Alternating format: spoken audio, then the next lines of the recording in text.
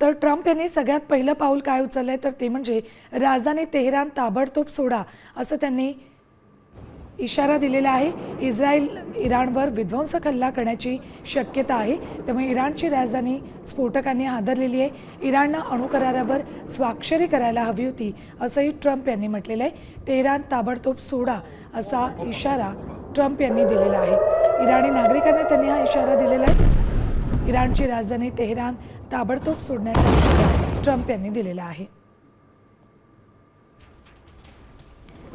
तर ताबडतोब तेहरान सोडण्याचा इशारा अमेरिकेचे अध्यक्ष ट्रम्प यांनी दिलेला आहे.